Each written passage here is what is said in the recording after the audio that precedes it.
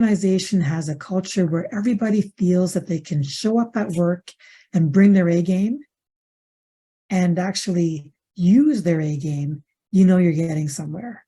Because because in so many organizations, people want to bring their A game, but they are so distracted because they need to protect themselves from all kinds of awful things that are happening at work. Yeah. So there's all this leakage that's happening. So that instead of just focusing on doing their work, they're like dodging insults.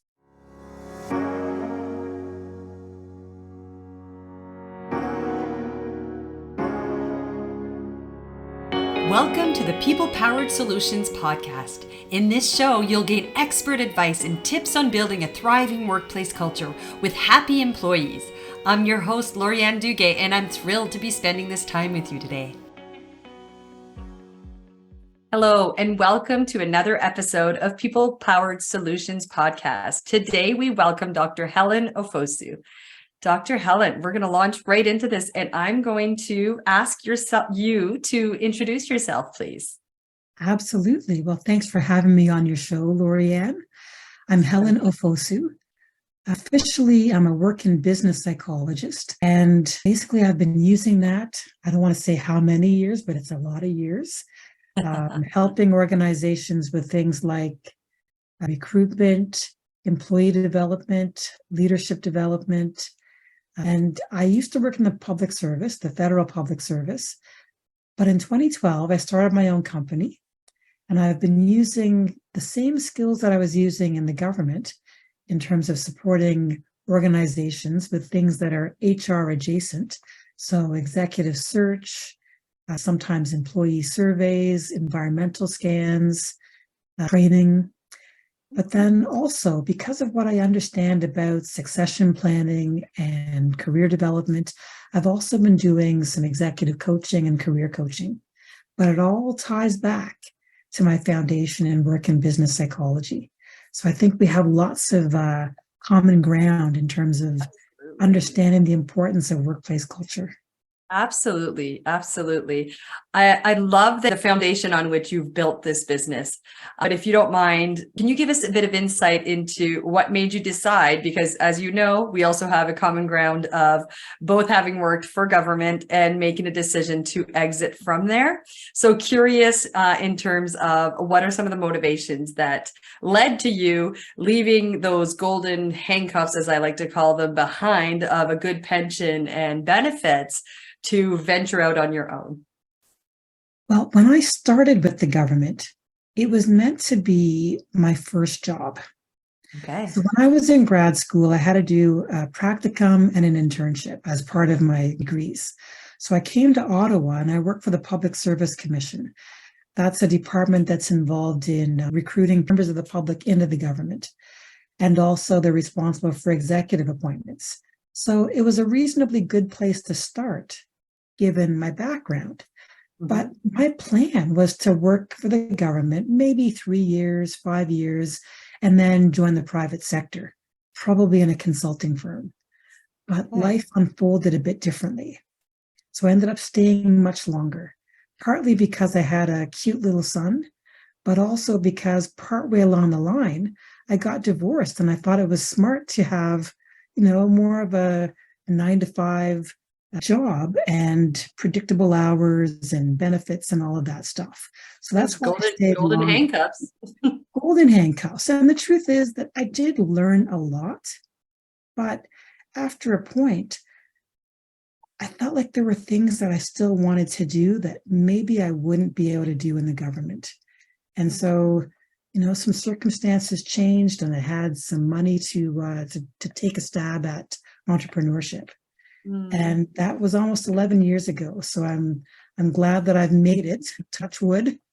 Yeah. Oh, still, it's funny, eh? We've made it, touch wood, for fear of, because we know how volatile this entrepreneurial journey can be. So you touch wood because you think, any day now something could happen and I need to go back to work. As much as it feels secure, like you said, things can change. I mean, look at what happened just this week with all those Bell employees who thought they had something solid and now they don't. Yeah, absolutely. Absolutely. So maybe walk us through those first few years of entrepreneurship. What did Well, those look the like? hardest part was figuring out all the business stuff. Mm, By that, I mean getting better at finding people to support me with the marketing piece, because my niche is not that typical. And I went through a number of marketing people who didn't seem to know how to help me tell my story in a way that was compelling. So mm, that was one hiccup. And then also 11 years ago, things were different than they are now. So, fundamentally, I was good at the services I was providing. And I've always been reasonably outgoing. So I knew about networking and I was fully out there and engaged. But I think that one of the bigger obstacles back then was some of these systemic issues that we've been talking about since summer 2020, mm, right? It wasn't so cool to be a Black woman in business 11 mm, years ago. I can't say that my skills are like 10 times better now than they were 10 years ago. They're certainly sharper and I'm more experienced, but the climate's just changed. And I mm. think also some people are more confident about somebody who's been in business for a while. Yeah, So I I think agree. both I of those agree. There's a things. level of credibility that's accorded to, how long you've actually been in business. Definitely. Yeah. And I mean, it's like that in the workplace as well, right? When you think about in general, you're bringing the big ideas to the table in your early years as a junior kind of employee. Those ideas won't have quite as much weight as when, you've brought some great ideas, they've seen them come to fruition, and suddenly that level of credibility is upped Mhm. as you gained more experience with your peers and with your teams, for sure. A few things But, that I but when heard. I but when I started, I had 15 years of experience, so I wasn't that green. No, no, In my no. own banner, a little green. Yeah. Yeah. Yeah. I like that you highlighted the importance of networking. I found in my own entrepreneurial journey, that's been absolutely paramount kinds of things. But definitely it is, I'm not a big fan of that whole marketing slash business development, if I wanted to use that term. I just want the doing. I know what I'm great at. I can come in, I can shake things up. I can help you kind of build that foundation and start that next chapter from a culture perspective. But it's I don't know. I'm just that business development, relationship nurturing in the interim, that didn't come out quite as naturally in the beginning. And for me, I think a lot of things kind of started to turn around Mm. once I found my voice online. Mm. Because, I'm somebody who has lots of ideas, but I didn't want to be hiring somebody to do kind of schmarmy marketing, really slick, you know, Mhm. bells and whistles, so to speak. So Mhm. early on, I decided that I would focus on content marketing. Okay. And so by that, I mean writing blogs and sharing content online that I thought would help people who care about career development, leadership development, and certain HR things. Mm. And over time, that consistency has really added to my credibility. I believe it. I believe it. And it was And the it's, foundation for my book, well, right? okay. Because if I hadn't practiced with the small articles, I could never have done the whole book. Exactly. And I absolutely want us to touch on the book. But first, we talked about how things have really changed in the past 11 years. You referenced some events that may have contributed, or that, in your opinion, have contributed. Do you feel that as someone who works, I would gander almost primarily virtually? Is that a correct assumption? Yeah, I mean, especially since the pandemic, I haven't gone That's what back. I was getting at. Do you Yeah, feel that for me personally, the pandemic, I feel that it brought an awakening on a global level, obviously on a number of levels, but on a global level that we can do this stuff virtually. And that in and of itself opened up a market for us. hmm, Folks that were, I'm located way up in Northern Ontario.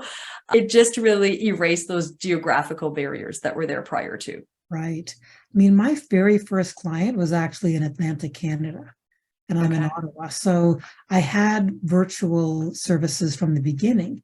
But particularly on the HR side, the pandemic has opened things up because all of a sudden people weren't scared to hire me if they were based in Toronto or if they were based, anywhere outside of Ottawa.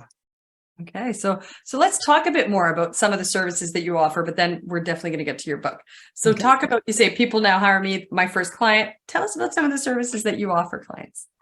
Well, I help people who are having some problems kind of advancing in their careers or even changing careers. So typically it's people who've invested a fair amount of effort in getting some kind of a foundation. So sometimes it could be teachers, pharmacists, engineers, lots of lawyers, sometimes public servants who, something is bothering them at work. And they hire me because I seem to be somebody who can figure out how to get around hard things. So sometimes it could be culture things that are happening in the workplace. So bullying, harassment, some kind of bias. Or it could be boredom or a poor fit. So the individuals or the companies bring you in? Usually it's the individuals on that front. Okay. With executives, sometimes people who are going for a big promotion may hire me to help them get that position and then to help them become more effective as they transition into their executive roles. Love it. And so that kind of abbreviates that learning curve as they're stepping into this very, very big position within the company. Exactly. That sounds super. So primarily coaching, I'm hearing. Yeah, that's pretty much half of my business. Okay. The other half is larger HR interventions. Okay. So it could be developing and launching a mentorship program to support underrepresented people, for instance. So I've done a couple of those. Sometimes it's coming in to do some work with a nonprofit, including maybe recruiting board members, working with some of the senior leaders in terms of executive coaching, and lately a lot more EDI training. So equity, diversity, and inclusion. Yeah. There is a lot of work to be done on that front. And so kudos to you for being able to bring those services and broaden people's practices so to ensure that they are completely inclusive. Okay, let's now talk about the book because I'm really curious about what it's about as well, because I feel like it's a book I would have liked to have read back in the day when I was feeling so crazy stuck. Well, you and I have some alignment. This book is not just for people who are stuck. Okay. So it does have 11 chapters, and 10 of them focus on themes and problems that seem to be coming up again and again and again with my executive coaching or career coaching clients. So what's the name of the book? How to be resilient in your career, facing up to barriers at work. Love it. But some of the other chapters that are definitely focused on employees include things like how to deal with underemployment or how to push past imposter syndrome or how to navigate your boundaries differently. Because boundaries, it's one of those things where unless you've done therapy or if you are like a teacher or a lawyer or a physician or you work in a position where part of your training taught you how to operate, right? Gave you some rules of engagement. Yeah. That kind of gives you some insights around boundaries because you have to act. Not only, are they they're not comfortable winging it. They require that structure. Yeah. They require those. So tell us a bit more about those boundaries, if you don't mind. I'm curious to know what kind of insights do you offer relevant to boundaries in your book? Well, first off, of course, it ties back to the kinds of things that I've been talking to people with in terms of one-on-one conversations.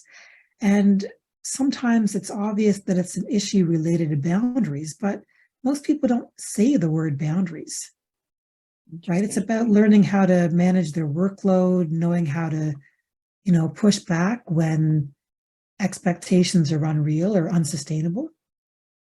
So we hear this a lot. We hear from a workplace, sorry to interject, we hear a lot with the work-life balance and people really feeling the need to strike those boundaries. Mhm. What are some of the recommendations? How do you propose getting comfortable, if you will, with pushing back? What are some of the recommendations you make?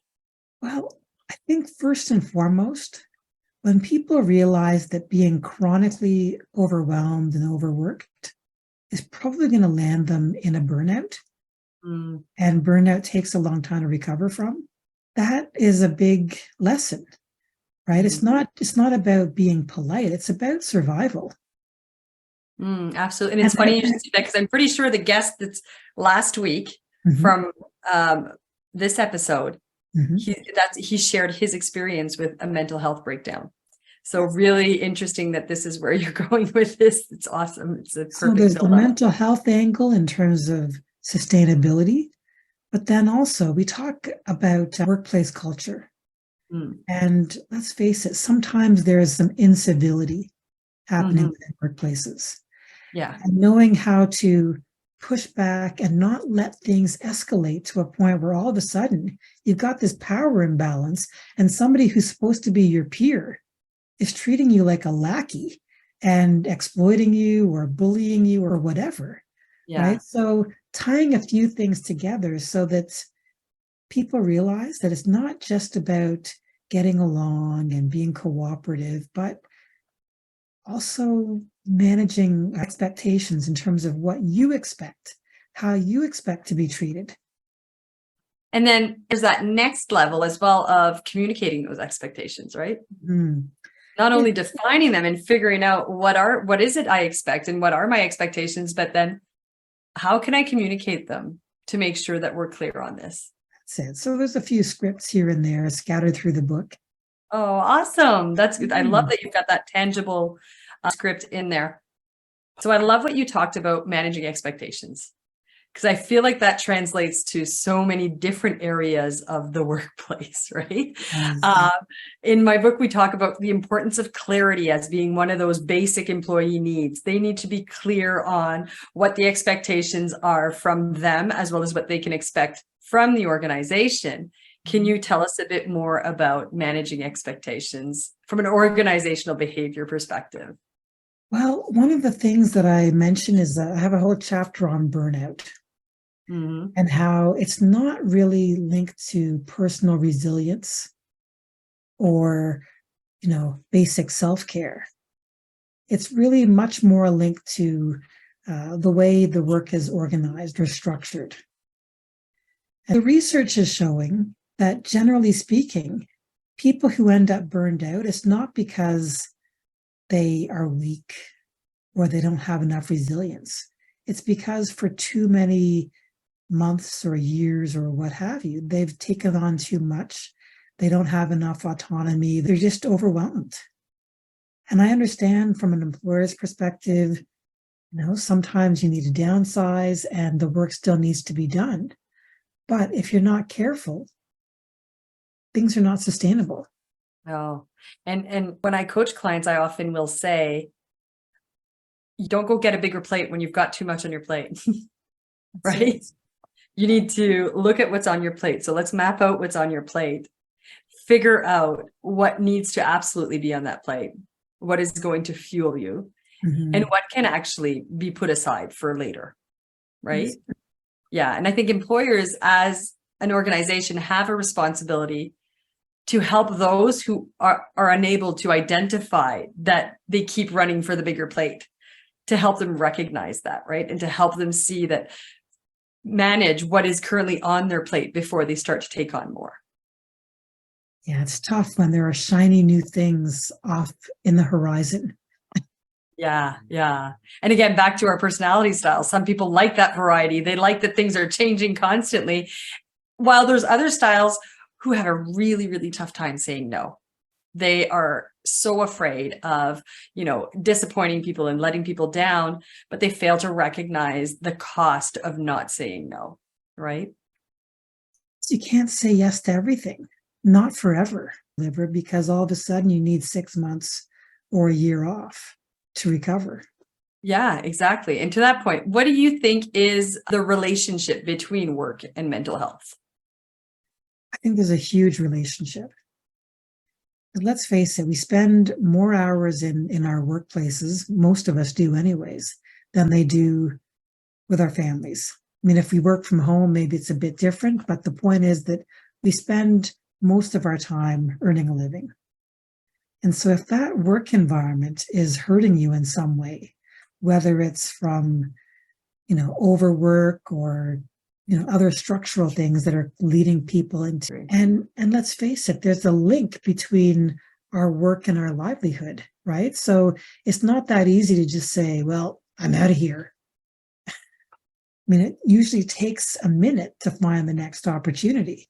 Yeah.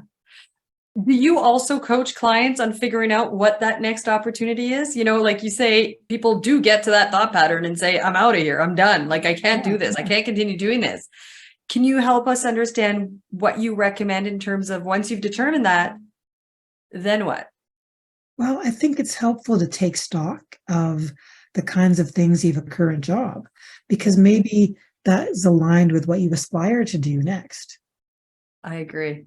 I had once when I hit the worst part in my head, I guess, in my job, and I felt really stuck. You were upset when you had to stop doing because you were having so much fun, or that time seemed to zoom by and you couldn't believe that it was already, you had to move on to other things. Then figure out a way that'll start to give you some insight into what fills your cup and what fuels you. Then marry that with what you just said. And I had found some very similar questions of, what are some of your successes in your career? What are some of those big wins? What are some of the things, the projects that you've worked on that really lit you up? Now marry the 3-4 things together, start to take that stock, like you say, and then identify patterns to then think, what kind of jobs would enable me to fill all of these, check all these boxes, right? I remember thinking the first time I read that question, I'm like, well, I love to hip hop dance, but at my age, I'm pretty sure I'm not going to be a professional hip hop dancer. But I'll just make sure I can put the music on in the background while I'm doing all these other things, these other check boxes. But don't be afraid to go to those places of ridicule. Like I say, I loved I'm a 90s teenager, so obviously, right? I loved all the music back then and stuff, but then start to dig deeper to think about, what is it about that activity that I loved? What is it about that specifically that lit me up? Is it the project itself, or is it the fact that I was gathering people together, or was it the fact that I was providing tools for people? Like for me, that's how I really started to hone in on what that next chapter needed to look like. And then the other piece is also to think about what values are driving you. Yeah. Right? Because some people, they're driven by security. Others are driven by altruism or aesthetics or whatever it is. So whatever that thing is, if you can align values with interests and abilities, you're going to be a happy camper. That's the secret sauce right there. So I'm going to add one thing to that. Love that you've mentioned the values. If working for an organization is in your plans and not being self-employed, make sure you research the values of that organization, and that there's synergy between the two, between your personal values and that company value. And I would even go a little further, because sometimes there's a disconnect between stated values and practiced values. Interesting. How would you propose going about, if you're not currently employed, to figure out what the working values are? Well, you can listen to the kinds of ways that people frame things during the interview process. Take a look at their website. Of course, the website is more about the stated values, but if they are talking about things that they're doing, maybe charities that they're supporting, or success stories that they're highlighting on the website, you'll start to see, is there some alignment, or does it seem kind of superficial? And if you can get some reviews through Glassdoor, or reach out to people who work in that organization who are on LinkedIn, just to kind of get a sense of, well, what's it really always like? Possible, but you can start to, you can get somewhere. Love it. Yeah. Dr. Helen, thank you for this insightful conversation. Love that the idea of those values and how to research them ahead of time. Is there one parting nugget of wisdom that you'd like to share with our audience?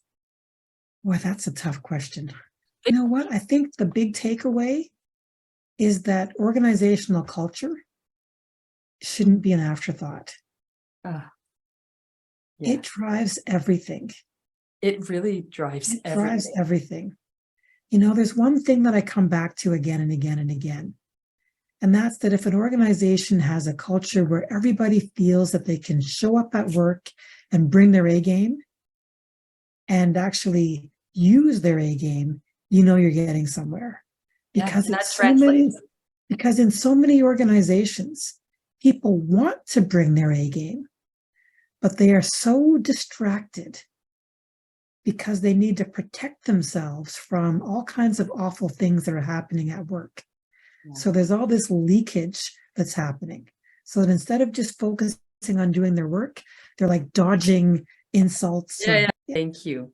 If You are people welcome. want to continue connecting with you, how do they keep this conversation going? I think the simplest place is at theresilientcareer.com. That's not my business website. I have a different website for my business, but the two are linked.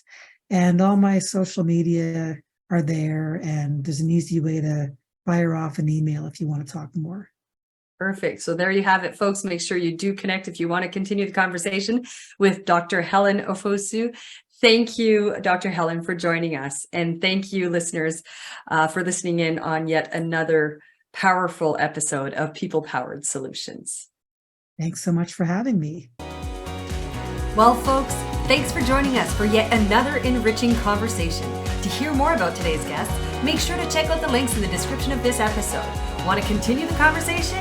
Then head on over to our social media platforms, all of which are also linked in the description, to keep it going. Finally, don't forget to subscribe to make sure you don't miss another valuable episode.